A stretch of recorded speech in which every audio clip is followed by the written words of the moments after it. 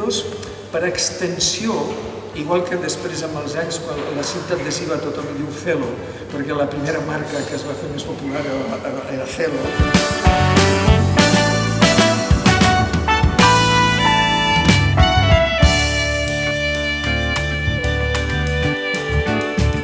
Els nens veien l'aventura d'una família que li passaven coses estrambòtiques. Però clar, els pares veien moltes més coses.